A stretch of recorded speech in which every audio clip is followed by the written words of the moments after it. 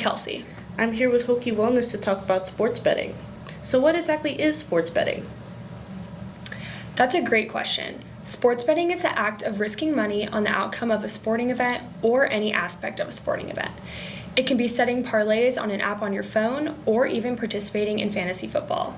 Anything where you're betting on the chance that something will occur during a sporting event. I saw on social media that college-age students are the fastest growing group of gamblers. Is that true? Yes, that is true.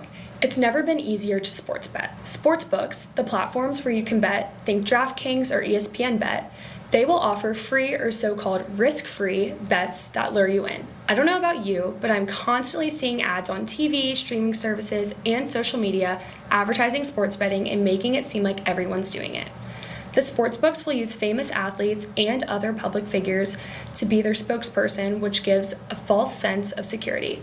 Think Joe Montana or Kevin Hart. They want to be a spokesperson for something that isn't good for me, right? But that's not the case with sportsbooks. Also, in these ads, they often make winning look more probable than it actually is. Well, if everyone is doing it, what's the problem with me participating as well? Sports betting can have negative consequences besides just the loss of money. It can affect your academic performance, social relationships, and overall health.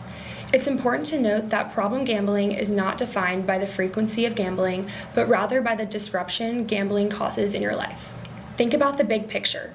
Are you sleeping well? Are you doing well in your classes? Do you have enough money to pay for groceries? Or do you have to skip out on some meals because you have spent too much on sports bets this week? These are all things you should look out for in your own behaviors and in your friends and classmates. So if I choose a sports bet, what are some things you recommend I do to stay within healthy boundaries? First, it's important to establish a bankroll. A bankroll is going to be how much you've budgeted to use on sports bets. Also, you should ask yourself, if you bet that money and quickly lose all of it, how will that affect your day-to-day? Will you still be able to purchase your groceries?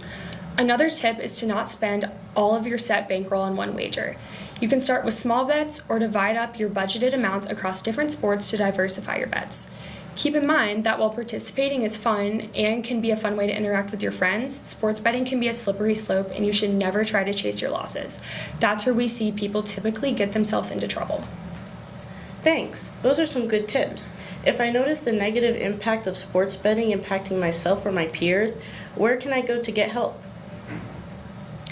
There are many different resources that you can utilize. Timely Care is a free service for Virginia Tech students that provides mental health support appointments. Timely Care also has a crisis service called Talk Now for any situation where you need to speak to somebody immediately. The VT Recovery Community is an additional resource for students and offers one-on-one appointments and support groups. Lastly, for immediate assistance, you can text or call the National Gambling Hotline at 1-800-GAMBLER. Thank you so much for joining me today. I hope this was helpful. And remember, the Financial Wellness Team is here to help you feel informed and supported, so don't hesitate to reach out.